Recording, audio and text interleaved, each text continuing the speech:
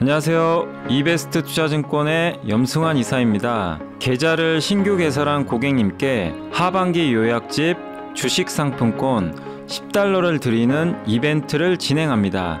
영상 하단 더 보기란을 통해 많은 참여 바랍니다.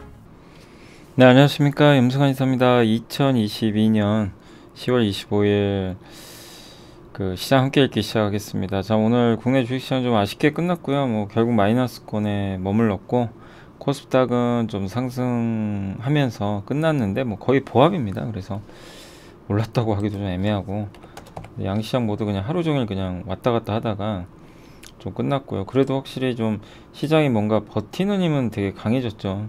더 이상 밀리지는 않고 그 점은 일단 좀 긍정적이지 않나 이렇게 보여집니다. 그래서 오늘 주식시장 크게 변동은 없었습니다. 그리고 오늘 이제 수급 상황은 요즘에 수급은 되게 좋아요. 외인 기관 계속 사고요. 개인 투자들은 계속 팔고 있고. 그래서 지금 최근에 외국인의 매수가 뜨겁습니다. 진짜 하루 이틀도 아니고 꾸준히 사요. 근데 일각에서는 이게 TSMC가 오늘도 폭락을 했대요. 요새 TSMC 주가가 별로 안 좋습니다. 실제로. 그러다 보니까 이제 일각에서는 중국 이제 시진핑 런이라고 하더라고요. 뭐냐면 탈출하는 거죠. 중국 증시나 이런 데서. 거기에 이제 대만도 좀 불똥이 튀는 것 같고 요즘에 대만 증시가 압도적으로 한국보다 좋았어요. 그동안. 근데 올해 들어와서는 그냥 완전히 망가지고 있습니다. 오늘도 TSMC가 한 3% 정도 빠진 걸로 알고 있고요. 여기 잠깐만요. 혹시 나오나 모르겠네요. 최근에 주가 흐름이 되게 안 좋더라고요. TSMC 요 주가 흐름이 요게 TSMC거든요. 완전히 삼성과 반대로 가죠. 고점 찍고 지금 보시면은 엄청나게 하락하고 있습니다. 계속 빠져요. 그러니까 지금 삼성전자는 오히려 이렇게 올라가는데 이게 10월 들어서 완전히 분위기가 바뀐 것 같아요. 이게 결국 이제 지정학적 리스크도 일부 좀 들어간 게 아닌가라는 생각이 듭니다. 그러다 보니까 상대적으로 삼성전자가 일각에선 좀 반사이익 얻는 거 아니냐 이런 좀 얘기들도 나오는 것 같습니다. 그래서 오늘 어쨌든 대만 증시가 오늘도 안 좋았지만 한국은 일단 긍정적인 방향으로 끝이 났다라고 보시면 되겠고, 그리고 오늘 이제 원달러 환율도 좀 밀렸습니다. 아침엔 좀 고점 오늘 최고점 찍고 환율은 조금 꺾여서 일단 다행이고요.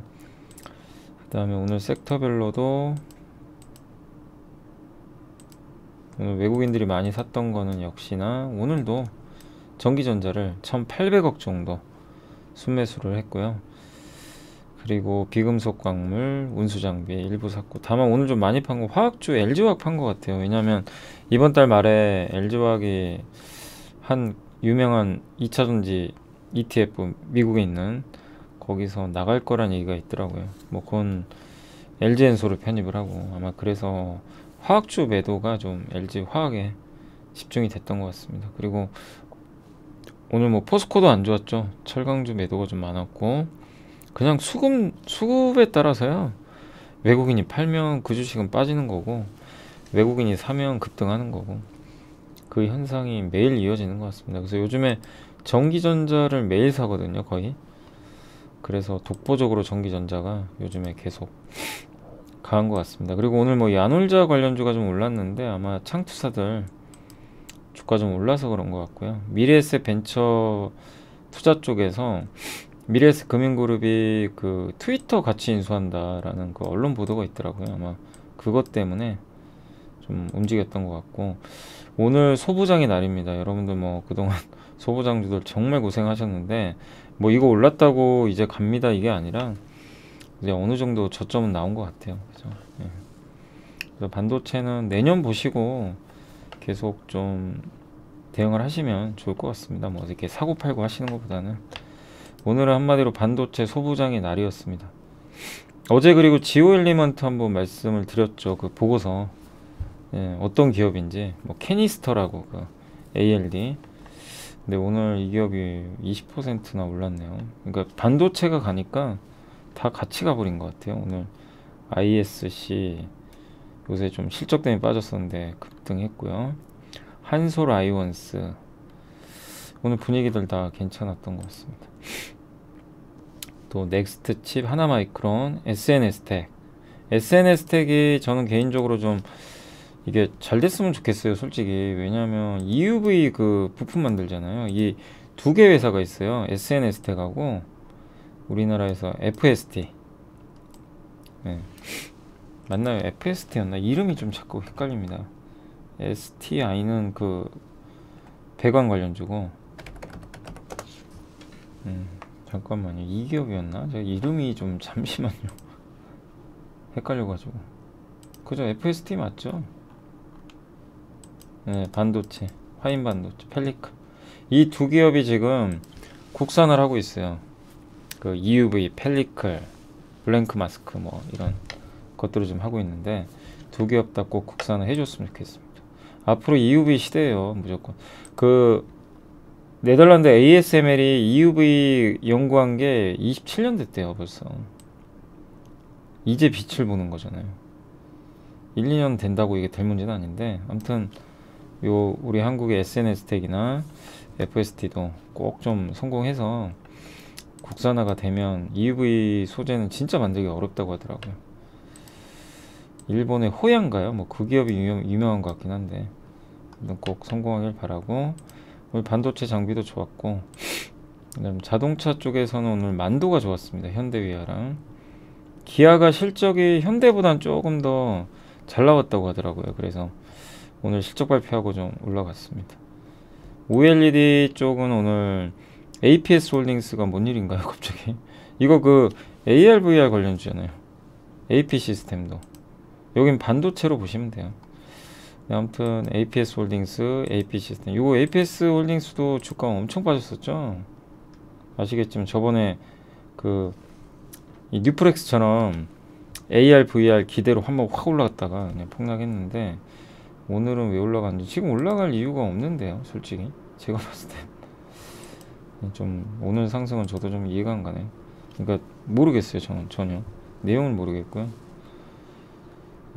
아 근데 오늘 좀 한 가지 안 좋은 뉴스가 있어요. LG 디스플레이는 아까 단독 기사로 떴는데 그 OLED TV 패널 만드는 그 공장이 가동을 중단한다는 뉴스가 아까 있더라고요.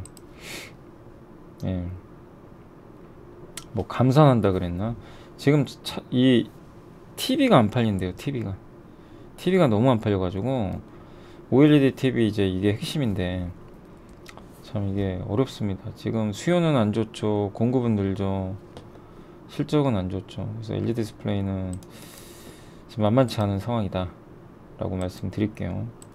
계속 적자 보고 현금을 벌어야 되는데 좀 지금 쉽지 않은 구간인 것 같습니다. 아무튼 그런 악재가 있었다라고 보시면 될 것 같아요. 오늘 카메라 모듈 관련주도 오늘 괜찮았고요. 자율주행차 주들도 다 좋았네요, 대부분. 네. 그 다음에 코로나19 진단키트, 휴대폰, 아이폰, 플렉스, 아이폰 관련주도 오늘 괜찮았습니다. BH는 실적이 딱 기대에 딱 그냥 부합했어요. 실적은 잘 나왔습니다. 인터넷 대표주 오늘 뭐 동반 반등했지만 크게는 못 올랐고요. 다만 오늘 급나간 건 원전주.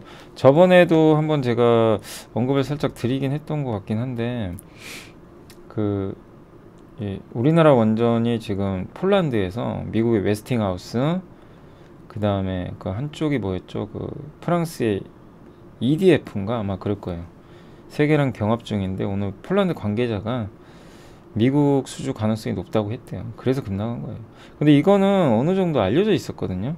예전에 그때 제가 보고서 보여드린 것 같은데 보고서에도 웨스팅하우스가 제일 유력하다고 일단 적혀 있었어요. 네. 그런 상황인데 이게 이제 막상 안 될 것 같으니까 그냥 던져버린 것 같아요. 원전주 투자가 지금 보셔서 아시겠지만 되게 힘들어요. 그래서 되도록이면 저는 이제 말씀을 드리고 싶은 게 초보 투자자분이나 이렇게 아직은 좀 경험이 부족하신 분들은 먼저 원전주나 이런 쪽 뭔가 이벤트로 움직이는 거 있죠. 막 수주를 따내야 되고 뭐 모르잖아요. 수주 따낼지는. 이런 쪽은 되도록 안 하시는 게 좀 낫지 않나 그렇게 생각을 해요. 뭐 하고 안 하고는 여러분의 자유인데 난이도가 보통 난이도가 아니에요. 예전부터 몇 번 말씀을 드렸지만 되게 어렵습니다. 원전주가. 좋을 땐 한없이 좋을 것 같은데 또 저렇게 뭐 악재 나와버리면 끝도 없고요. 그리고 오늘 면세점주가 다 안 좋았던 게 중국 리스크가 좀 있어요. 여러분도 잘 아시겠지만 중국 사람들이 해외여행 가기 쉽지 않겠죠. 지금 시진핑 정권 하에선 만만치 않을 것 같습니다. 그래서 오늘 좀 빠졌고 조선주도 오늘 되게 부진했고요. 여전히 좀 지지부진한 그런 상태입니다. 조선주가 이렇게 굳이 크게 빠질 이유는 별로 없어 보이는데 아무튼 오늘은 좋지 않았습니다. LNG 근데 너무 수주를 그동안 많이 했는데 수주 모멘텀 둔화 때문인 것 같아요. 수주 모멘텀이 좀 꺾이다 보니까 건설주도 어제 오르고 오늘은 좀 빠졌습니다. 오늘은 대우건설이 안 좋았고요. 철강주는 아까 포스코홀딩스는 실적은 좋은 이따 한번 설명해 드릴게요. 보고서가 있어서. 풍력주들도 오늘 안 좋았고 CS윈드가 아까 보니까 8% 빠지던데 저도 전혀 이유를 모르겠어요. 왜 하라 그런 거죠? 아니 기관을 외국인이 다 던져버렸는데 이유를 저도 전혀 모르겠네요. 요새 뭐 올랐죠 좀 최근에. 아무튼 흔히 말하는 뭐 태조 이방원 그 다음에 여기 풍력 이런 태조 이방원에 속한 업종들 있죠. 이쪽이 다 무너졌어요 지금. 오늘 다 안 좋습니다. 대부분 다 급락했어요. 그 중국 상장 기업들 다 안 좋았고 카지노도 영향 받겠죠. 그죠? 오늘 바로 이렇게 밑으로 밀려버리죠. 타이어도 좀 빠졌고 조선기자재 뭐 피팅 빠졌고 증권주도 하루 만에 다시 아직 왜냐면 그거 투입했다고 완전히 악재가 해소된 건 아니거든요. 그래서 오늘 다시 한번 하락이 나왔습니다. 그러니까 빨리 금리가 좀 꺾여야 되겠죠. 그런 게 좀 나와줘야 될 텐데. 그리고 2차전지 여행 뭐 이쪽도 오늘은 좀 안 좋았고요. 편의점주들도 오늘 뭐 좋진 않았습니다.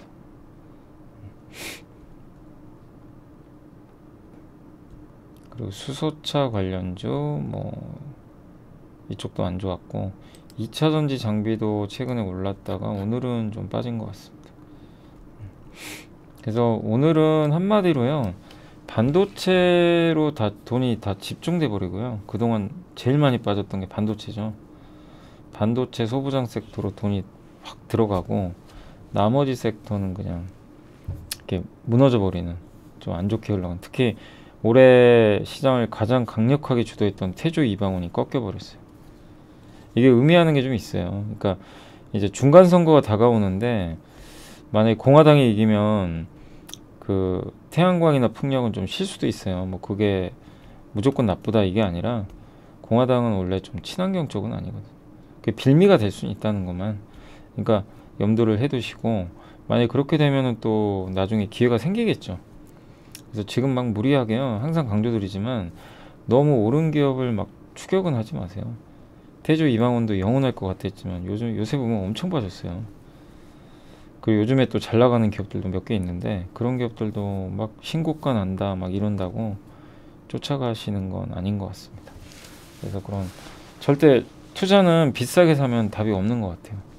그래서 그런 건 좀 꼭 참아주시고 다음 지금 안 좋더라도 앞으로 좋아질 게 뭔지 요거에 대한 고민을 계속 해 나가야 될 것 같습니다. 자, 아무튼 오늘 시장은 일단 그렇게 좀 말씀을 드리고 그 다음에 오늘 시총 상위 기업 중에서는 DB하이텍이 역시 반도체입니다. 한솔케미칼 차 부품 반도체 이런 것들이 많이 올랐네요. 하이브도 오랜만에 올랐고 SK도 한 2% 올랐네요. 반면에 오늘 급락한 기업들이 많죠.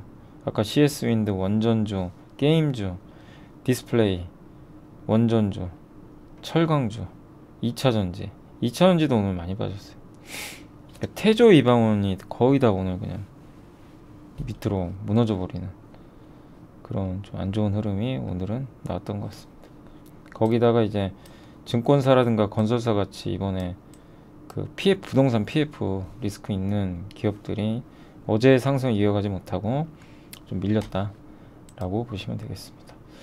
자, 아무튼 이제 그 정도로 시장 좀 마무리 해드리고, 오늘은 이제 보고서 먼저 말씀해드리면 신재생에너지 태양광 쪽입니다. 요거 한번 좀 요거는 좀 자료가 되게 길어요. 그렇지만 좀 최대한 간단히 핵심만 요약해드리고, 빅솔론 있고요. 그리고 현대차는 두 개입니다. 보고서가 의견이 좀 달라서요. 반도체, 소재, 오늘 소재주 많이 갔죠. 그리고 배터리 ETF, 아까 그 말씀드린 LG화학 급락이 요것 때문인 것 같더라고요. 그리고 포스코홀딩스 어제 실적 나왔었고, JB금융지주도 어제 실적 나왔는데 실적 좋더라고요. 또 건설업종 혹한기다, 현대에너지솔루션도 실적이 굉장히 잘 나왔습니다. 여기까지 해서 오늘 마무리를 한번 하도록 하겠습니다. 그 전에 근데 어제도 말씀드렸지만 국민청원 좀 꼭 좀 해주세요. 국민청원, 국회에 들어가시면 국민청원 하는 데 있잖아요. 거기 검색하시면 금투세 검색하면요 나올 거예요. 그래서 꼭 청원해 주시고, 3만 명 넘었어요. 어쨌든 넘었고 이제 얼마 안 남았습니다. 조금만 힘내서 이게 청원 채택이 되고, 오늘 금융위원장도 동의를 하더라고요. 지금 우리나라 이렇게 시장 환경이 안 좋은데 금투세가 내년부터 시행이 돼서 세금이 부과되면 시장이 못 버틸 거다. 그러니까 여러분이 이건 꼭 해주시는 게 좋아요. 이게 잘못해서 금투세 내년에 시행되잖아요. 증시가 한 번 더 급락해 버릴 수도 있습니다. 예, 그러니까 금투세, 그러니까 계속 알려야 돼요. 알려서 얘기를 해야 정치인들이 그걸 받아주니까. 안 그러고 그냥 우리가 아무 관심도 없고 막 그러고 있으면 정치인들도 아무 신경 안 쓰겠죠. 예. 그래서 우리가 계속 얘기를 해야 될 것 같습니다. 그래서 저도 지금 매일매일 금투세 유예하는 거, 예. 이대로 두면 내년에 양도세 내야 되거든요. 예. 그래서 그걸 다시 한번 좀 말씀드리고 싶고, 오늘 첫 번째로 신재생 에너지 쪽 태양광 시장에서 찾는 투자 기회인데, 그 삼성에서 나온 자료고요. 되게 내용 좋았어요. 물론 태양광은 11월 그 중간 선거까지는 조금만 지켜보세요. 급하게 하지 마세요. 혹시라도 중간 선거에서 지금 공화당이 좀 이길 것 같아요. 지금 분위기가. 그러면 주가 한번 약간 밀릴 수도 있습니다. 물론 이제 그 전에 빠질 수도 있지만, 그래서 그건 좀 지켜보시고, 근데 기회가 또 올 것 같아요. 근데 뭐 공화당이 되건 민주당이 되건 태양광을 하는 건 맞아요. 방향성은 맞는데 속도, 그 사람들의 심리가 좀 바뀔 수 있다는 건 염두에 두시면 되겠고, 글로벌 태양광 시장에 6년간 107% 정도 성장을 할 걸로 일단 보고 있고요. 2010년도에는 대부분 유럽인데 이젠 중국이 다 싹쓸이 했습니다. 그러니까 태양광 중심은 중국이었고, 근데 앞으로는 중국보다는 또 중국 외 지역이 선전할 것 같고요. 전쟁 나고 나서 수요가 더 많이 올라갔고요. 1년 만에 48% 수요가 상향이 된 것 같습니다. 그래서 1년 만에 수요가 이렇게 상향 조정됐고, 그 이유는 이제 화석 에너지가 공급이 부족하니까 또 이걸 메꾸기 위해서 LNG도 있지만 태양광도 있고, 또 전력 발전 단가 상승도 좀 긍정적인 거예요. 화석 에너지가 지금요 태양광보다 더 비싸졌어요. 워낙 이게 가격이 오르다 보니까. 근데 최근에 또 아이러니한 건요, 그 천연가스 가격이 지금 폭락하고 있어요, 유럽에서. 그러니까 요새 조선 태조 이방원이 약한 이유 중에 하나도 원자재에 기반돼 있죠. 근데 그쪽이 이제 가격이 떨어지니까 정상화되는 거예요, 사실은. 그러다 보니까 이제 그런 것들이 좀 떨어지면서, 예, 이런 이제 원자재주는 좀 약하고, 반대로 그 피해봤던 기업들은 올라가는 그런 상황인 것 같습니다. 향후에는 어쨌든 태양광 패널, 대용량 저장 장치, 가상 발전소, 이런 것들이 보편화될 것 같고, 가상발전소 뭐냐면 실제 발전소가 아니라 중간에 가상의 발전소가 있어서 여기서 컨트롤을 해요. 그래서 전력 조절도 하고, 여러분이 만약에 태양광으로 전력을 생산을 하면 가상발전소에 보내기도 하고, 거기서 또 다른 곳으로 전력이 필요한 곳에 보내주고, 중간에 플랫폼 역할을 하는 거죠. 이런 것들이 이제 대중화될 시기가 얼마 안 남았습니다. 미국이 그게 중심이 될 것 같고요. 미국 태양광 수요 어쨌든 성장하고, 태양광 발전 종류는 근데 세 개가 있는데, 유틸리티는 발전소 있죠. 그냥 태양광으로 전력 만드는 하나의 발전소, 그게 있고, 주거용 뭐 아파트나 주택에서, 상업용은 건물, 이런 겁니다. 근데 미국에서는 발전용이 제일 높고요, 주거용이 가장 낮고. 근데 앞으로 유틸리티와 이 주거용이 시장을 이끌 거라고 지금 전망을 하고 있고, 특히 캘리포니아는 신규로 주택을 지으면 태양광 패널을 반드시 의무화해야 된대요. 설치를 해야 된다.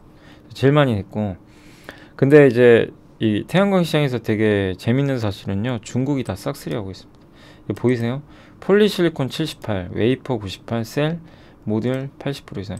이게 말이 됩니까? 너무 심하잖아요.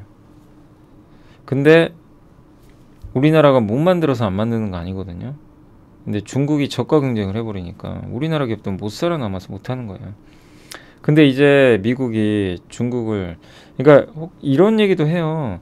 미국이 중국을 이렇게 공급망에 배제하면서 물가만 올리는 거 아니냐. 물론 맞는 말이죠. 근데 또 한 축에선 중국의 저런 공급망을 배제하면서 우리나라 기업들이 또 수혜를 받을 수도 있어요. 중국 거 혜택 안 해주니까. 그죠? 중국 거 안 해주면 한국이 그 대체 역할을 할 수가 있거든요. 예, 그러니까 좀 장단점은 있는 거죠, 어떻게 보면. 미국은 아예 이런데 존재감은 없고요, 미국 쪽은. 예. 웨이퍼, 셀, 모듈 이런 데는 점유율이 1%도 안 된다고. 그리고 IRA 법안이 이번에 통과됐는데, 이거 우리 공부해봤죠. PTC, 생산 세액 공제, 생산하는 만큼 이게 그 세액 공제를 받아요. 그러니까 뭐 태양광을 많이 설치하면 세액 공제를 많이 받는 거죠. ITC는 투자할 때. 예. 근데 이게 그 한 가지 좀 문제가 있는 게, 태양광을 만약에 설치를 대규모로 했어요, 처음에. 그럼 세액 공제 받는데, 그럼 나중에는 못 받아요. 이미 설치를 했기 때문에. 그리고 나중에 이제 그 세액 공제는 생산하는 만큼 내가 받을 수 있는데, 이 ITC로 내가 맨 처음에 선택을 딱 하잖아요. 어떤 기업이 나 발전소 지을게, 그러면 발전소 지을 때 돈을 먼저 공제를 받는데, 짓고 나서는 못 받아요. 왜냐하면 저걸 선택을 했기 때문에. 둘 중에 하나만 해야 돼요. 아니면 나 발전소 지을 때 내가 돈 내서 하겠다, 그럼 돈은 내야 되지만 다 만들어지고 나서 생산을 할 때 나는 돈 받겠다. PTC는 생산할 때 받는 거예요. 둘 중에 하나만.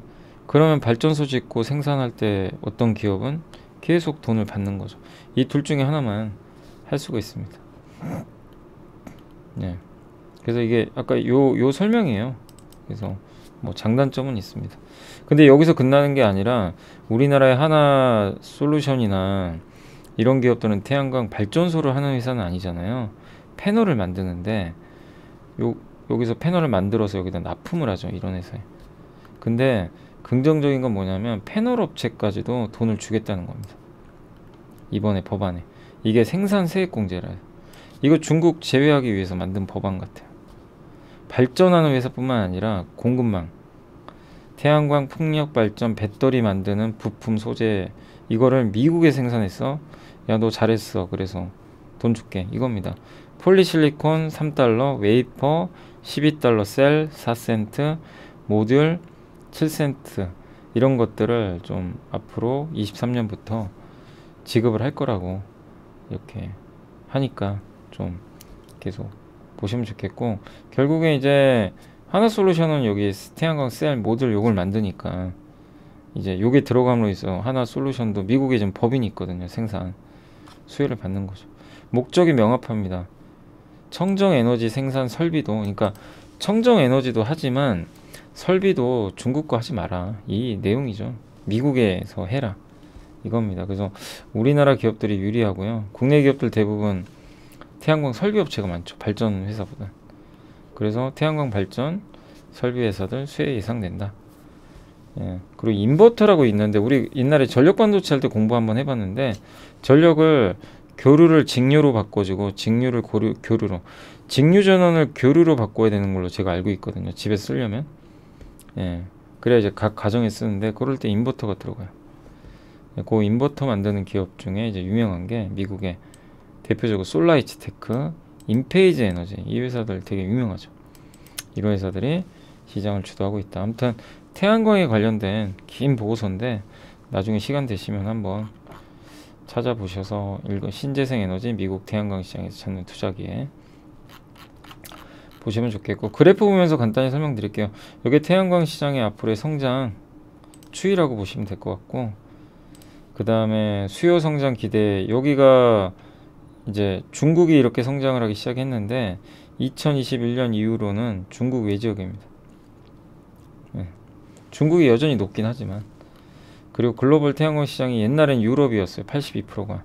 지금은 중국이 제일 많죠. 태양광 시장의 사이클이 어쨌든 지금 여러 구조조정 단계를 거치고 나서 이제 서서히 본격적으로, 나중에 분명히 이렇게 됩니다. 이렇게 돼요. 어느 기업이 승자가 될지 모르지만 태양광 산업에 대한 장기 투자는 방향성은 명확하죠. 근데 그 중에 1등 기업을 투자하시는 게 가장 좋겠죠. 긴 호흡으론. 그리고 미국의 발전용, 주거용, 상업용인데 발전용이 훨씬 많고요. 그리고 태양광 생산 능력인데 중국 보이세요 위에? 중국이 그냥 압도적입니다. 우리나라는 점유율이 거의 없어요. 이 정도로 지금 중국 점유율이 대단하고요. 미국 같은 경우는 근데 우리나라랑 좀 다른 게, 우리는 이제 실리콘으로 태양 전지를 만들어요. 반도체처럼. 근데 미국 회사는 퍼스트 솔라라는 유명한 기업이 있는 게 CDT라는 그 소재를 써서 방막형 태양 전지를 만든대요. 그래서 요게 이제 그 태양 전지 중에 하나인데, 이 방막형이 좋은 게 크기를 자유자재로 바꿀 수가 있대요. 휘어지기도 하고. 근데 단점이 있어요. 효율이 떨어져요. 실리콘보다 태양광을 이제 받아서 이걸 전기를 만드는 게 좀 적어요. 독성 문제도 있고. 근데 어쨌든 미국에서는 CDT 기업 위주로 가고 있는데 그 대표적인 회사가 퍼스트 솔라고요. 미국은 아무튼 저런 비중이 좀 늘어나고 있다는 거. 요게 단결정. 아직은 중국 때문에, 중국은 다 이거거든요. 요게 방막 메인 위에 있는 게 정말 작죠. 옛날엔 비중이 컸어요. 근데 이제 중국이 시장을 주도하면서 저 단결정 그 이 태양전지로 많이 넘어갔습니다. 태양광 모듈 효율 순인데 썬파워 미국의 22%. 근데 여기 퍼스트 솔러가 어디 갔나요? 여기 안 나와 있네요. 아무튼 여기 이제 순서라고 하는데, 여기 미국의 썬파워 1등이고 하나 큐셀이죠. 큐셀이 공동 3위를 기록을 하고 있습니다. 그리고 IRA 효과 때문에 이제 비용이 줄죠. 생산 원가가 세액공제 해주니까. 그럼 마진이 올라가죠, 당연히. 그걸 나타내는 거고, 생산 세액공제 내용이고요. 원래 이 ITC 있죠. 투자하면 얼마 정도 세액공제 해주겠다. 이게요, 원래는 끝나요. 내년에 24년도에 없어요. 원래 이걸 10년 연장해 버렸잖아요. 그래서 IRA 법안이 신재생 에너지주한테 굉장한 호재였습니다. 그리고 요게 퍼스트 솔라는 CDT 요 방식으로 다 만들죠. 하나 큐셀입니다. 하나 큐셀이 미국에서 두 번째로 커요. 생산 용량이. 예, 여기 나와 있죠. 현재 용량, 예상되는 용량. 이거 두 개 합치면 3100 이제 메가와트가 되는 거죠. 그래서 미국에서는 이제 태양광 패널 같은 경우 퍼스트 솔라랑 큐셀 중심으로 성장하고 있고요. 근데 미국에서 제일 발전 규모가 큰 게 그 캘리포니아인데, 이게 캘리포니아가 왜 이렇게 태양광 설치를 많이 했냐면 전기를 깎아준대요. 네, 그동안 깎아줬어요. 근데 이제는 좀 쉽지 않은 게 NEM 3.0이 발표가 됐고 이게 연기되긴 했어요. 근데 만약에 저게 도입이 되면, 예, 이 N 3.0이 되면은 일단 주거용은 좀 안 좋아질 수 있어요. 왜냐면 태양광은 낮에만 돌아가고 저녁에 멈추잖아요. 근데 저녁에 전력 수요가 많아요. 근데 그걸 저장을 안 해놓는다고 생각해 보세요. 저녁에 전력 수요가 많은데 어떻게 되겠어요? 과부하가 발생하죠. 예. 그래서 이제 이런 데서 인프라 투자 회사들이 뭐라고 하냐면 이거 배전망 업그레이드 해야 된다. 뭐 ESS도 설치해야 되고 그래서 돈이 많이 든다. 요거라는 거죠. 예. 그래서 NEM 3.0 이 태양광을 설치한 기업 그러니까 태양광을 설치한 주택한테 돈 내라고. 예, 우리 망 사용하잖아. 그러니까 전력 인프라 망이 다 깔려 있죠. 야, 너네 이거 다 망 사용하고 있잖아. 망 사용료 내라는 거죠. 전력망.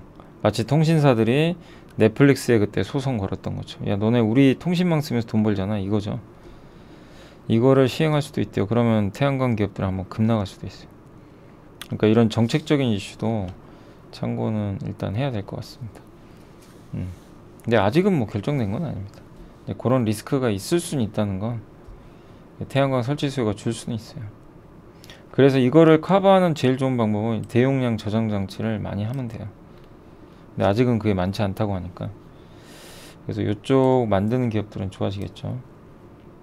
대표적인 게 이제 서진 시스템이 그 OEM 방식으로 하고 있죠.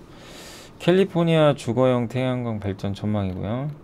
태양광 발전소고 스마트 그리드 중앙 집중형 방식이 아니라 분산형입니다. 네. 그리고 여기 가상 발전소예요. 수력, 태양광 이런 데서 나오는 이 전력을 다 이쪽으로 수집을 해요. 수집했다가 모아놨다가 부족한 데 보내주고 그런 역할도 합니다. 테슬라도 에너지 사업 하거든요. 예, 전기차 하는 게 메가팩은 기업 대상, 가정집 대상 파워월 두 개를 하는데 지붕 위에 태양광 패널 설치해주고 그러니까 이 기업은 자기가 태양광을 직접 만드는 게 아니라 그런 것들을 설치해주는 그런 비즈니스를 하고 있습니다. 그래서 앞으로 매출이 많이 늘 것 같아요. 에너지 쪽이 이렇게 늘어났거든요. 메가팩. 요게 메가팩이래요. 기업들이 쓰는 태양광. 그리고 저장 용량 변화에 따른 사용 목적 변경인데 이 전기차는 80% 이상 그 용량이 좀 떨어지잖아요. 만약 배터리가 80% 이하로까지 용량이 떨어지면은 재활용을 좀 고민을 해야 된대요. 쓰기가 쉽지 않은 것 같아요. 요거 가지고 이런데 이제 좀 가공을 해서 재활용할 수 있고 근데 요 밑으로 가게 되면요 이제 폐배터리 쪽으로 보내야죠. 요런 사이클을 일단 갖고 있다라고 보시면 좋겠습니다. 안녕하세요. 이베스트 투자증권의 염승환 이사입니다. 계좌를 신규 개설한 고객님께 하반기 요약집 주식 상품권 $10를 드리는 이벤트를 진행합니다. 영상 하단 더 보기란을 통해 많은 참여 바랍니다. 자, 그리고 이제 빅솔로는 옛날에도 많이 공부했던 기업이죠. 이제 우리 뭐 이렇게 매장 같은 데 가면 뭐 식당이나 가면 신용카드 결제하러 신용카드 내면 프린터 나오죠. 영수증. 그거 프린터 기기 만드는 기업이고 모바일 프린터도 만들고 되게 각종 다양한 프린터를 만드는데 주력은 이제 매장에 있는 포스 프린터고 수출 비중이 압도적으로 높고요. 전 세계적으로는 한 4.5% 정도 점유율을 차지하고 있습니다. 이익률이 점점 높아지고 있어요. 실적이. 그리고 매출도 크게 늘고 있고 주문량도 많고요. 가동률이 130%까지 상승을 했다고 합니다. 다만 이제 하반기는 물량 성장은 좀 제한적이고 가격 상승으로 좀 대체할 수 있다. 이 부분은 염두에 두시면 될 것 같고 하반기에 막 수요가 엄청 는다 이거보다도 가격을 통해 인상을 통해서 아마 좀 대체할 것 같고요. 그리고 지금 24년도에 가동을 목표로 한 2배 이상의 증설을 위한 공장 착공을 계획 중이다 라고 하고 있는 것 같습니다. 그리고 상반기 누적으로 영업이익이 161억 정도, 그래서 178.1% 정도 증가했다고 보시면 되겠고, 또 대면 활동이 활발해지면서 포스프린터 등 동사 제품 수요가 증가한 것으로 일단 추정이 되고 있습니다. 시장 점유율 높아졌고 결제용, 주방, 배달 뭐 이런 것들 라벨 프린터까지 점점 늘어나고 있고요. 라벨 프린터는 아마존에 입점할 걸로 계획도, 키오스크도 요새 나오죠. 영수증 그것도 하잖아요.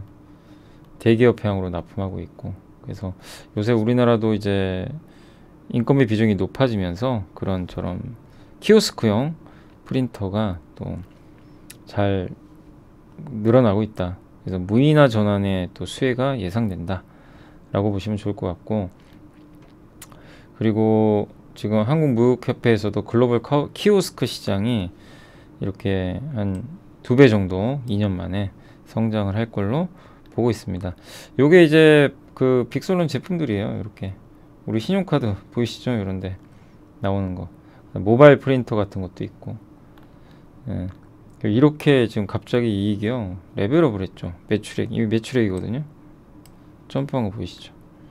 그리고 이런데 식당, 키오스크, 요게 키오스크죠. 주방에 이런 빌지라 그러죠 보통. 네, 배달, 요게 라벨 프린터입니다. 여기 붙여있는 스티커 보이세요? 스타벅스 같은데 보면 딱 붙여놓죠. 저런 거 많이 이제 쓰죠. 그리고 한솔 재질 가멸지가 저런 영수증 용지거든요. 가멸지 매출과 이익이 한솔 재질인데 이렇게 늘어났다는 건 빅솔론한테도 좋을 수 있다. 이런 내용인 것 같습니다. 현대차가 실적 발표를 했는데 일단 이문영 연구원님은 목표 주가 그대로 유지했고, 뭐 추정치는 6% 정도 하회했다 이렇게 보고 있고, 원자재 가격 하락, 또 전기차 부분 흑자 전환 효과가 미국 인센티브 증가 영향, 그러니까 내년에 아마 인센티브가 올라갈 거예요. 딜러들한테 주는 비용입니다. 그게 올라가지만 원자재 비용 떨어지고 전기차 잘 되면서 커버할 것 같다. 좀 긍정적인 의견이에요. 내년에도 분기별 3조 내외 이익은 낼 거죠. 이거 엄청난 거죠. 그래서 지금 이익 감소에 대한 우려가 주가를 지배하지만, 예, 테슬라가 또 얼마 전에 가격 인하까지 했거든요.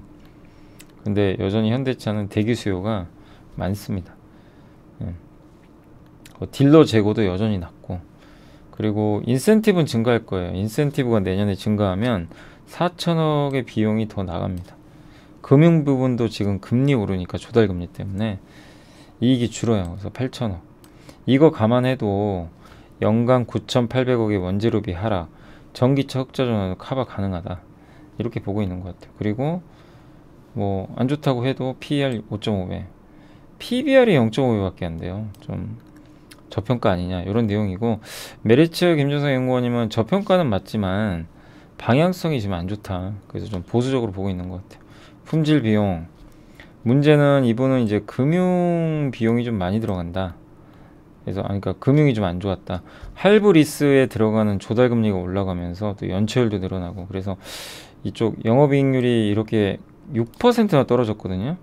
그 이유가 그 이제 금융 쪽의 이익이 좀 줄어든 거, 이 부분입니다. 현재까지는 괜찮아요. 뭐 재고나 이런 거 적고 인센티브 또한 적지만, 지금 전체적인 차량용 재고가 상승 전환이 다른 업체들 중심으로 늘어났고, 내년엔 재고 당연히 늘 거고, 인센티브 올라가고, 금융도 안 좋고, 같은 비슷한 내용이죠. 또 비슷해요. 다 대동소이하죠. 인센티브 증가, 그 다음에 재고 증가, 실적은 좀 꺾일 거고, 금융 안 좋고, 뭐 다 똑같죠. 근데 어떻게 보느냐의 차이인 것 같아요. 이문영 연구원님은 그거 커버 가능하다. 근데 아직 김종성 연구원님은 불확실하다. 연체율도 증가할 것 같고, 추정치 하향해서 21만원으로. 그래서 이분 얘기는 뭐냐면 공급 이상의 수요 증가, 재고, 인센티브 하향 안정 확인돼야 된다. 네, 그런 좀 보수적인 내용이에요. 그래서 지금 주가 많이 빠진 상태에서 자동차는 좀 긍정과 부정적인 의견들이 막 충돌하고 있는데, 다만 명백한 공통점은 있죠. 싸다는 거. 마치 예전에 삼성전자 싸게 거래된 것처럼 그게 하나가 있고, 그 다음에 금융이나 인센티브 이쪽이 안 좋아진다는 거. 그럼 결국 핵심은 뭐예요? 싼 건 알겠는데 결국 주가 올라가려면 전기차입니다. 전기차고 원자재 가격 떨어지는 거. 그게 진짜로 이루어지면 주가 올라갈 수 있죠. 핵심은 요거 아닌가. 예. 뭐 내년에 인센티브가 생각보다 많이 안 늘어나는 것도 뭐 좋을 수 있는데, 그건 뭐 알 수는 없으니까요. 그래서 저런 내용 좀 참고하시면 되겠고, 반도체 소재고요. 요거는 소부장 실적은 생산 업체들과 연동됩니다. 삼성, 하이닉스. 장비는 설비 투자가 중요하고, 소재는 생산량, 얼마나 많이 만드느냐, 부품은 둘 다. 왜냐면 부품은요 장비에도 들어가요. 소재 기업은요 세 가지: 고객사, 생산량, 공정 스텝. 공정을 얼마나 많이 하냐, 2번 구멍 뚫느냐, 1번 뚫느냐. 신제품, 이런 것들에 의해서 결정된다. 그래서 가장 중요한 건요, 소재 기업에서는 생산량이에요. 많이 만들면 당연히 소재가 많이 들어가죠. 지금 이게 안 좋겠죠, 당분간. 미세 공정은 또 공급을 줄여요. 제품 공급 가격이 하락하는 것도 하락 사이클의 특징이죠. 고객사들이 영업이익률이 이제 감소하고 막 하이닉스는 적자난다 그러잖아요. 그러다 보니까 소재 업체들 제품 가격 인상, 판가 인하 요것도 있을 수 있죠. 그러니까 업황이 안 좋으면요, 판매 단가도 꺾이고요, 물량도 줄어요. 그러니까 안 좋죠. 그럼 실적은 어떻게 돼요? 꺾이는 거죠. 지금 이제 이렇게 되는 거예요. 네. 물론 소재는 어느 정도 쓰니까 실적 안정성은 높긴 하지만 그래도 꺾이는 건 뭐 부인할 수 없는 거죠. 근데 주가는 최근에 올라가요. 왜? 실적 안 좋다는데. 왜냐하면 앞으로 좋아질 거니까 그걸 반영하는 것 같고요. 업황이. 지금 주목할 거는 고객사 공급 축소 대응으로 상승 사이클의 가능성이 올라갔다. 이제 지금 고객사들이 공급을 줄입니다. 예, 그리고 과거에도 중소형주들은 하이닉스 주가에 연동이 됐어요. 그래서 오늘 하이닉스 가면서 같이 갔죠. 그리고 얼마 전에 마이크론이 키옥시아가 감산 발표. 내일 하이닉스가 실적 발표할 때 요거를 언급해주면 좋죠. 우리 감산하겠다. 그럼 한 번 더 올라갈 수도 있어요. 그래서 참 아이러니하죠. 뭐 소부장 이제 중내 만에 뭐 감산하니까 근데 주가는 올라가요. 왜냐? 선반영 때문에 그렇습니다. 그래서 감산 구간에서는 삼성전자 밸류체인이 좀 더 유리하대요. 왜냐면 삼성은 감산 안 한다 그랬거든요. 삼성이 납품하는 기업들이 조금 더 나을 수는 있다. 뭐 이런 내용이고, 아무튼 이제 우리가 기대해야 될 거는 공급을 줄이는 게 좋아요. 그럴수록 업황이 빨리 돌아갑니다. 그 업황이 돌면요, 나중에 다시 증산해요. 그러면 실적 좋아집니다. 그때 고점을 찍는 거죠. 그래서 감소에 대한 코멘트가 증가할수록 상승 사이클은 높아진다. 예. 그래서 이제는 어떤 업체들이 주가 많이 올라갈지, 그래서 크게 빠진 기업들 있죠. 실적 우려 때문에 그 업체들 주목하고 억울한 기업을 찾아보자 라는 그런 내용입니다. 탑픽은 한솔케미칼, ISC고요. 관심 종목은 레이크 머티리얼즈, 소재주죠. 그리고 소재업체 실적 변수가 업황, 고객사 캐파가 생산량이, 캐파는 생산량이에요. 스텝, 공정수, 요게 둘 다 늘어나면 당연히 물량이 늘어나는 거고, 차별화는 신제품 효과, 국산화, 그리고 테크 마이그레이션, 미세 공정, 여기에 들어가는 거, 요런 소재 납품하는 회사들이 수혜를 받는 거죠. 어쨌든 반도체는 좀 관심을 계속 가져야 되지만 결국 공급이 줄어드는 게 일단 바닥을 찍을 때 나오는 전형적인 패턴이다 라고 보시고, 그 다음에 이제 글로벌엑스 리튬 앤 배터리 테크 ETF인데 요거 LIT라고 많이 들어보셨죠. 제일 유명하죠. 요게 이제 2차전지 제일 큰 거, 한 우리나라로는 한 6조 정도 될걸요. 저기 들어간 돈들이. LG엔솔이 이번에 편입될 것 같아요. 31일날 3천억 들어올 것 같고 합니다. 11월 30일에 4,400억 MSCI, 12월 8일에 코스피 200. 근데 LG화학이 좀 안타깝게도는 급 나간 건 요거 때문이다. 저 LG엔솔이 들어가면서 지금 반대로 LG화학이 빠져나갈 것 같아요. 그래서 오늘 3천억 이게 예상 규모예요. 그날 일진 머티리얼즈도 이 정도 빠져나갈 거라고 합니다. 그래서 주가가 좀 안 좋았다. 그러니까 악재지만 일회성 요인으로 봐주세요. 지속되는 건 아닙니다. 다만 이걸 우리가 알고 있다면 역으로 이걸 이용할 필요는 있어요. 저게 끝나면 어떻게 되겠어요? 더 악재 없잖아요. 그죠? 그래서 너무 주가 하락에 스트레스 받지 마시기 바랍니다. 포스코홀딩스는 실적이 예상을 못 미쳤죠. 그리고 이게 3분기 실적 안 좋은 건 알겠는데 그 4분기도 안 좋대요. 기존 예상보다는 39%. 왜냐면 요게 그 복구 비용 때문에 일회성 비용이 3, 4분기 총 2천억 정도 받는데 4분기에도 한 3천억 정도 분기당. 예, 그래서 더 클 것 같다고 합니다. 근데 4분기부터는 영업이익은 회복은 진행될 거예요. 저거 제외하면 점진적으로. 왜냐하면 철강 가격 하락이 멈췄고 완화됐고 원재료 철강석 가격이 떨어지고 그 내년 1분기부터 좋아진다. 그럼 우리가 이걸 보고 투자해야 되는 거잖아요. 4분기를 볼 게 아니라. 근데 오늘 주가는 좀 안 좋았습니다. 아무튼 내년부터는 좀 좋아질 것 같고, 내년은 이제 이런 복구 비용 같은 것도 이제 반영이 안 되겠죠. 그리고 기대하는 건 리튬. 24년부터 아마 생산이 될 것 같아요. 수산화 리튬 요거를 할 것 같은데, 요게 전기차에 들어갑니다. 그 다음에 니켈도 하고 있고, 광양 제철소에서 아마 할 것 같고. 왜 이게 중요하냐면, 이제 중국 걸 쓰면 안 돼요, 미국에선. 그래서 포스코는 지금 사업을 하고 있는 거죠. 그래서 좀 긍정적이고, 항상 포스코는요 PBR 0.4배 이하에서 투자하면 성공했어요. 기간은 뭐 1년 걸릴 때도 있지만 지금도 거의 1년 됐어요. 벌써 실패한 적은 없어요. 마치 삼성전자가 PBR 1.1배 밑에서 샀을 때 항상 성공했던 것처럼. 그래서 너무 단기 하락에 너무 위축되실 필요는 없다 말씀드리고 싶고, JB금융지주 실적 괜찮았어요. 기대 부합. 이렇게 분위기가 안 좋은데도 잘 나왔습니다. 이자익 증가했고요. 예, 판관비나 이런 건 조금 늘어났다고 합니다. 그래서 ROE가 자기자본 이익률입니다. 이게 15%나 업계 최고고요. 대출 성장도 나왔고, 예, 다만 광주은행은 좀 괜찮은데 전북은행하고 캐피탈 부분이 대손이 좀 늘어났대요. 약간 좀 리스크가 일부 있었던 것 같고요. 신용대출 취급 비중은 확대됐고요. 근데 다만 이제 부동산 PF 이쪽이 좀 안 좋죠. 그래서 수익성 둔화는 좀 불가피하다. 근데 이런 걸 다 반영을 했죠. 그동안 빠지면서. 그리고 굉장히 보수적이고, 그래서 ROE도 높고 하니까 목표 주가 낮췄지만 뭐 매수 의견 유지했고요. PBR 0.3배밖에 안 되고 배당을 8% 정도 주니까 충분히 매력이 있는 것 같습니다. 그리고 대손율, 요게 이제 그 손실이죠. 예, 어떻게 보면 이제 빚을 못 갚거나 뭐 이랬을 때 우리가 은행이 이제 뭐 손실로 처리하는 것들인데, 이게 이제 많이 줄어들었고, 이익률은 이렇게 올라갔어요. 순이익하고 이렇게 체력이 좋아졌죠. 그래서 안정적인 실적을 증명했다. 그리고 이제 건설 쪽은 신영증권의 박세라 연구원님인데, 이제 요약만 제가 따왔는데요. 부동산 PF 부실화 가능성 좀 있다. 뭐 그죠, 이미 현실화되고 있죠, 그런 것들이. 그래서 건설주가 싸다고 올라갈 수는 없다. 방향이 바꿔야 된대요. 첫 번째, 적절 보면 안 돼요. 북밸류는 주당 순자산인데 순자산이거든요. 적자 보면 감소합니다.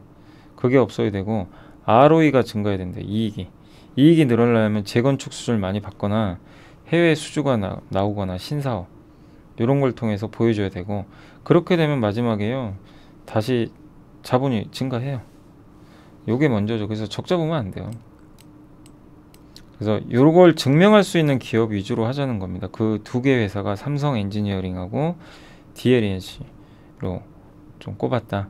그래서 내년에 혹한기가 오겠지만 저런 기업들 위주로 좀 보자는 의견이 같고, 삼성 엔지니어링은 뭐 가장 리스크가 적죠. 왜냐면 국내가 사업을 안 하잖아요. 553 수행 혁신을 해서 지금 말레이시아 메탄올 프로젝트, 멕시코 정유 공장 이런 공정을 좀 기대하고 있는데, 자원 투입 50% 감소, 현장 업무 50% 감소, 공사 기간 30% 줄이는 정책이에요. 이거를 2019년부터 했던 걸로 제 기억이 나거든요. 그런 게 지금 효과가 나오고 있대요. 그러니까 굉장히 노력을 많이 했던 것 같고, 또 국내 비중은 없지만 중동 이런 데가 투자를 많이 하니까 좋지 않을까, 이런 내용이고요. 목표 주가 38,000원, PBR은 조금 높죠. 예, 저평가는 아니에요. DLNC는 목표 주가를 좀 낮췄지만 이 회사의 장점이 하나 있어요. 그동안 증권사 보고서 보면 DLNC를 조금 약간 다른 경쟁사보다 좀 아쉬웠던 게, 이게 주택 사업이나 이런데 굉장히 너무 보수적이다, 공격적이지 않다, 이런 얘기들도 있었는데, 그게 오히려 지금 이익이 되고 있죠. 프로젝트 파이낸셜 잔액이 없대요. 리스크가 없어요. 지금 요것 때문에 지금 난리가 났잖아요. 어제 함께 배우기에 이게 뭔지 알려드렸죠. 그래서 어제 강원도지사가 쏘아올린 그 작은 공이란 제목으로 이렇게 했는데, 어쨌든 그 프로젝트 파이낸스 잔액이 없습니다. 그래서 안정적이고, 그래서 현금도 많고 한 것 같아요. 그러니까 굉장히 보수적으로 원래 했던 것 같아요. 이런 게 이제 빛을 발하겠죠. 그래서 나중에 업황 좋아지면 DLNC는 또 살아남아요. 플랜트 수주도 잘 되고 있고, 그래서 요 두 기업은 좀 건설주 내에서는 가장 긍정적으로 봐도 되지 않을까, 저도 개인적으로 그렇게 생각을 합니다. 그리고 여기에 이제 JSND 기억나시죠? 예전에 그 LG그룹 그 공사를 다 따내고 있으니까 그렇게 좀 특화된 기업들이 좀 버팀목 역할을 할 것 같습니다. 마지막으로 현대에너지솔루션은 실적이 너무 좋은데 내용이 좋았어요. 이게 최근에 뭐 모듈 가격 떨어진다는 얘기도 일부 있었던 것 같은데 보니까 미국향 모듈 판매 단가가 계속 늘어났어요. 공급이 부족하대요, 미국이 태양광 모듈이. 왜냐하면 중국에 수입을 많이 안 하거든요. 그래서 이번에 실적이 좀 엄청 잘 나왔어요. 위구르 강제노동 방지법을 발효를 해가지고 지금 중국은 미국에 수출할 때 이거를 증명을 해야 돼요. 이게 신장 위구르 지역에서 생산이 안 된 걸 증명을 해야만 미국 수출이 가능합니다. 그러니까 중국 업체들은 사실상 수출이 어렵죠. 우리나라는 중국산 제품 잘 안 쓰거든요. 그래서 우리나라 제품 선호도가 많이 올라갔다고 합니다. 그리고 미국 태양광 시장은 내년 25년까지 이렇게 성장을 하고요. 잘 와닿지 않으시죠? 1기가와트가 원전 하나입니다. 원자력 발전소 23개 짓는 거예요. 앞으로. 요게 25년까지. 엄청난 겁니다. 이게 숫자로 보면 잘 와닿지는 않으시겠지만. 태양광 생산 설비가 6.8기가밖에 안 돼요. 그래서 많이 설치를 해야 되는데 중국은 못 들어가죠. 중국 업체보다 한국이 저평가되어 있다. 그 내용입니다. 그 실적 추정을 변경했고요. 내년도 영업이익을 38.7% 더 올렸고요. 이익도 순이익도 이렇게 증가시켰습니다. 태양광 모듈 출하량은 좀 감소 추세고, 예. 왜냐면 이제 지금 공급이 부족하다는 얘기죠. 단가는 올라가고 있고, 태양광 우리나라에서 수출하는 물량하고 판가인데 PQ 다 올라가죠. 물량, 단가. 미국에 수출하는 거, 미국향. 그림이 좋죠. 이런 실적이 안 좋을 수 없고, 그래서 미국 쪽 지금 비중 늘어나고 있고요. 이 현대에너지솔루션의 분기별 이익입니다. 엄청나죠. 그냥 이제는 숫자뿐만, 그러니까 뭐 스토리도 좋죠. 좋은데 숫자로도 증명하고 있다. 그리고 중국 회사들하고 비교해도 한국 기업들이 되게 저평가돼 있어요. 예. 보시면 롱기, PER, 캐너디안 솔레 뭐 이런 기업들에 비해서도 좀 싼 거 아닌가, 이런 내용인 것 같습니다. 다만 뭐 요새 중국이 워낙 안 좋으니까요. 뭐 중국과 뭐 무조건적인 비교는 좀 그렇지만 아무튼 한국의 대표 기업이고, 하나솔루션하고 우리나라에선 현대에너지솔루션이 이제 가장 대표적인데, 일단 내년 PER 7배로 좀 저평가돼 있다라는 그런 내용이니까 참고해 주시면 좋겠습니다.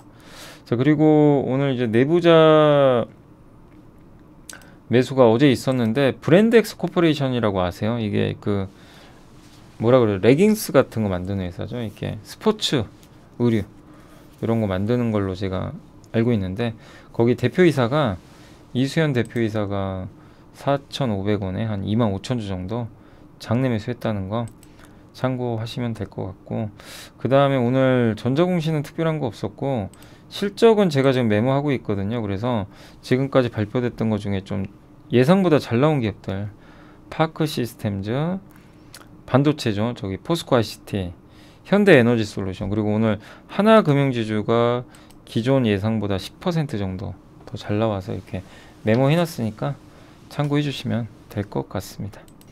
그리고 이제 마지막으로 끝내기 전에 요거는 한번 꼭 읽어보세요. 이게 조선일보에 있는 기사인데, 반도체 패권 30년 사이클, 한국의 정점도 지나간다. 한번 검색하셔가지고 박건영의 디코드 2.0인데 요거 읽어보시면 이제 반도체 스토리를 좀 알 수 있어요. 우리나라가 어떻게 해서 잘하게 됐고, 일본이 왜 몰락했으며, 일본이 너무 기술에만 앞서다가, 그러니까 삼성전자가 대단한 기업이에요.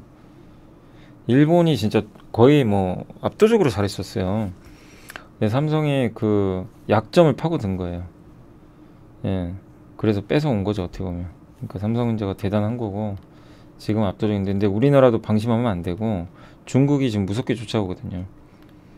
예. 그런 내용들입니다. 그래서 옛날에 그런 뭐 스토리들, 반도체, 미국이 원래는 미국이 이기다가 그러니까 어떻게 된 거냐면 미국이 그 반도체를 이제 수직 계열화를 했었죠. 이렇게 수직 계열을 쫙 했는데 그 그러니까 미국 같은 경우는 주로 설계 위주, 설계 위주였고, 근데 일본은 수직 계열을 딱 해버린 거예요. 예, 뭐 그리고 분업도 잘 돼 있고, 막 소재, 장비 이런 것들 각각 기업에 맞게, 그래서 모든 생태계를 잘 구축을 했던 거죠. 예, 그렇게 해서 미국을 제껴버렸고, 그리고 이제 우리나라가 다시 일본 제껴버렸죠. 그런 내용도 이렇게 나와 있습니다. 근데 지금은 이제 대만이 무섭죠. 대만이 완전히 삼성전자를 이겼죠. 예.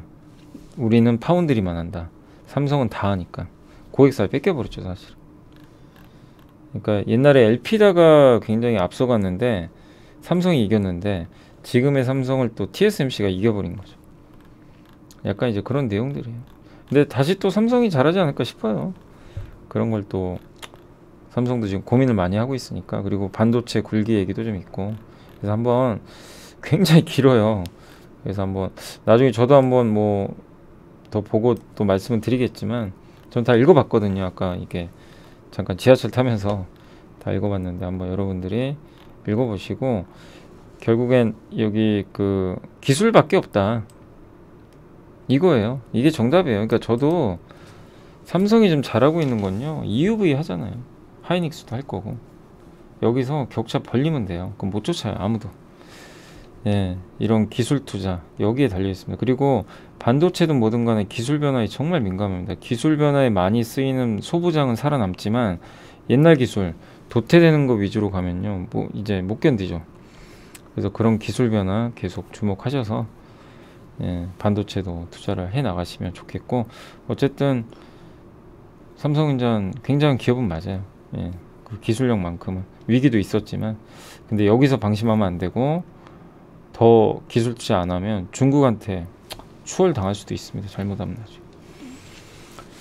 자, 아무튼 요 기사도 한번 꼭 읽어보시고 그 다음에 꼭 국회 청원도 꼭 해주시고 금투세 그것도 좀 말씀드리도록 하겠습니다.